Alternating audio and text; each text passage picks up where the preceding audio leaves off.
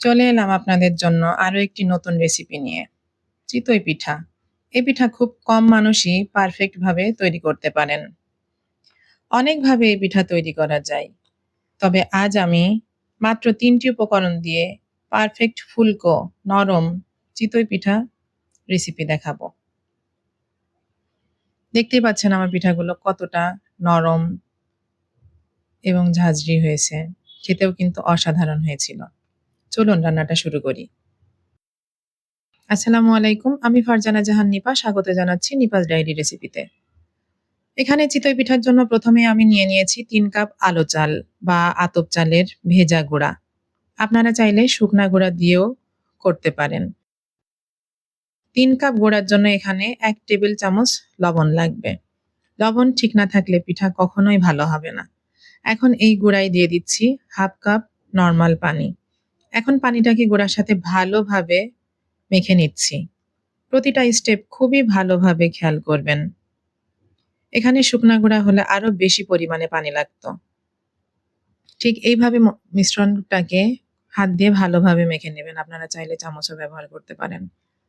এখন চুলায় একটি পাতিলে পানি গরম দিয়েছি। ঠিক যেভাবে পানির ভেতরে ছোট, ছোট বুদবুদ হচ্ছে, এমনই গরম করে পানিটার ১/২ কাপ পরিমাণে আমরা আগে থেকে মেখে রাখা চালের গুঁড়াতে দিয়েই নাড়তে হবে। না হলে মিশ্রণের ভেতরে দলা বেঁধে যাবে। পরে আরো ১/২ কাপ পানি দিয়ে আরো ভালো করে গুঁড়াটাকে পানিতে মিশিয়ে একটি পাতলা গোলা বানাতে হবে। এক্ষেত্রে চালের গুঁড়া ভেজা, এ কারণে কম পানি লাগছে। শুকনা গুঁড়া হলে এর ভেতরে আরো বেশি পানি লাগতো। আপনারা চাইলে আমি শুকনা গুঁড়ার রেসিপিটাও দেখাবো। মূলত গুঁড়াটাকে গোলানোর সময় অল্প, অল্প করে পানি দিতে হবে। একবারে বেশি পানি দিলে পিঠার মিশ্রণটা ঠিক হয় না। তাই একটু পানি দিবেন আর মিশ্রণটা গোলাবেন। মিশ্রণটা ঠিক এমন হবে। অনেক ঘনও না আবার অনেক পাতলাও না। দেখতে পাচ্ছেন ঠিক কেমন হয়েছে। এখন গ্যাসের চুলায় একটি লোহার ছাঁচ দিয়ে গ্যাসটাকে অন করে দিচ্ছি।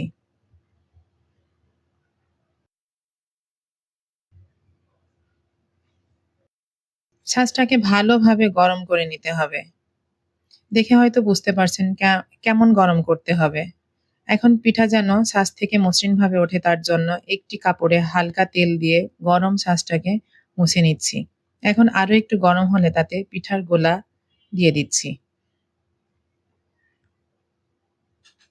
এভাবে অল্প, অল্প করে গোলাটাকে ছাঁচে দিয়ে দিতে হবে।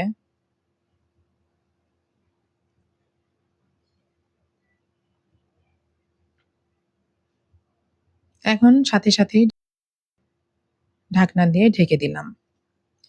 এমন সময় চুলার আঁচটা ঠিক এমন মিডিয়াম হাই থাকবে। দেখতে পাচ্ছেন?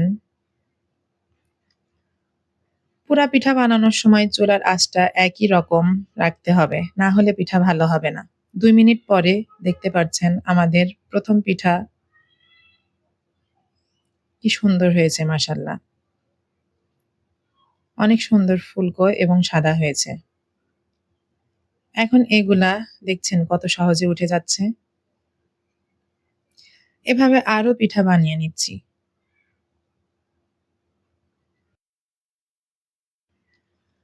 আবারও পিঠার ছাঁচে এভাবে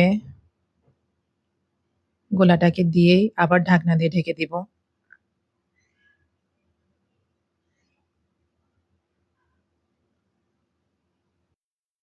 দেখতেই পাচ্ছেন পরের পিঠাগুলো মাশাআল্লাহ আরো বেশি ফুলকো হয়েছে। যেভাবে দেখিয়েছি দেখতে পারছেন পিঠাটার ভেতরে কতটা সুন্দর হয়েছে।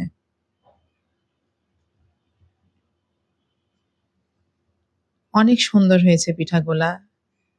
নিচে হয়েছে ক্রিসপি এবং ভেতরে হয়েছে একদম নরম।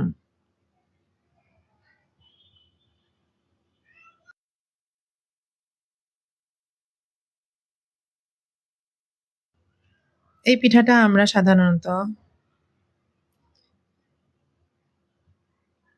বিভিন্ন ধরনের জিনিস দিয়ে খাই। বেশিরভাগ সময়ই মাংস দিয়ে খাওয়া হয়। তাছাড়া শীতের সময় অবশ্যই খেজুরের গুড় এবং বিভিন্ন ধরনের ভর্তা দিয়ে খাওয়া হয়। দেখতে পারছেন কতটা সুন্দর হয়েছে আমার পিঠাটা। রেসিপিটা পুরা ফলো করলে আপনাদের পিঠাও ঠিক এমনই হবে। এখন পরিবেশন করছি।